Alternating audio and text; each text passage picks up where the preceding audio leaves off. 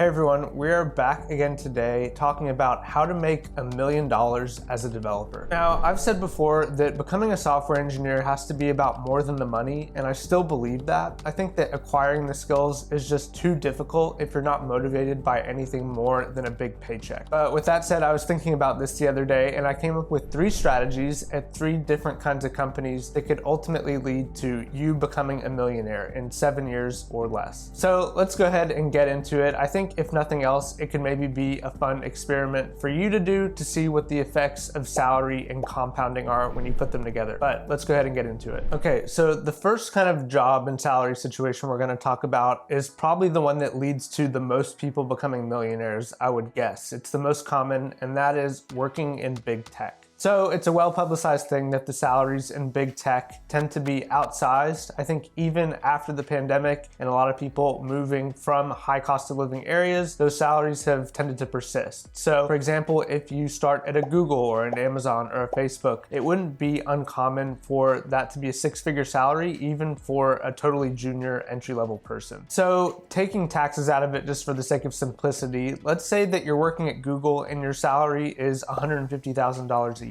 If you can live off of 50 grand of that in the Bay Area, which I think is doable, you know, taking public transportation, eating fairly cheaply, making your own food, taking advantage of that Google food that they give you for free, etc., etc. If you do that, you can save 100 grand a year. And if you save 100 grand a year, after 7 and a little bit years, you'll have $1 million.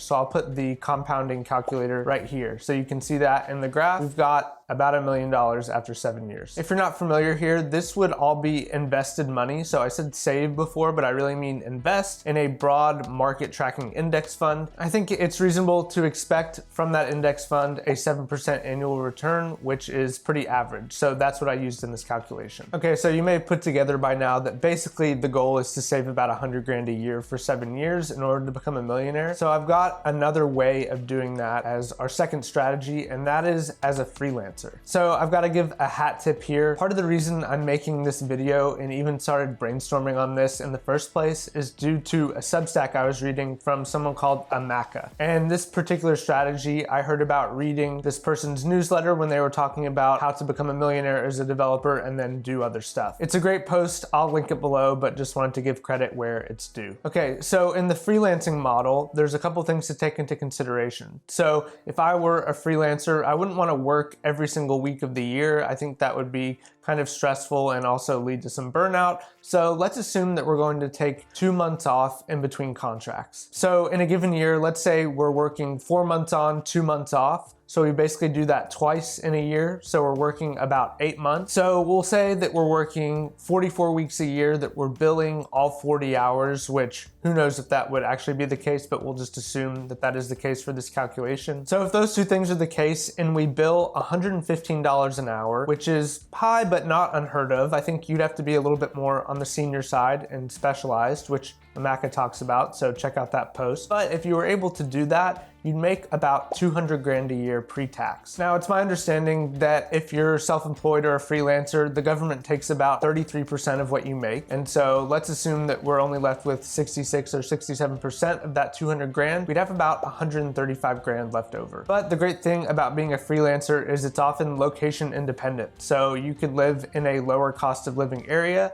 So let's say that you're living only on 35 grand a year, assuming you're single, of course. I didn't mention that before, but you know, obviously if you have a family, it's a little bit more challenging. But let's say you're single or married and your spouse works, you can live off the 35 grand a year from your salary. That leaves your 100 grand left to save and invest. The great thing about this model is number 1, you're remote. Number 2, you get to live in a lower cost of living area. And number 3, you're taking 4 months off a year. So that sounds pretty good to me if you can achieve that kind of billable hourly rate. So that's the second strategy. Let's talk about the third strategy, which is probably the least easy to do, but has the most outsized returns, and that is becoming a relatively early employee at a unicorn company. So for those of you that don't know, unicorn is slang for $1 billion company. company. So I'm thinking here about something like Airbnb or Coinbase or Uber, something like that has gone to market, IPO'd, and is pretty successful. The early employees and even some not so early employees in those companies became millionaires when the stock went public. That's because a lot of times your compensation is made up partly of shares in the company, even if it isn't public yet. So if I could pick any company to do this in, I would pick Stripe. It's going to go public soon, and there's no question that it's just going to absolutely crush its category. I think there's going to be a ton of new millionaires when it goes public eventually, but it's also really close to going public. So it's a little bit tricky because you're kind of rolling the dice and assuming that whatever the company is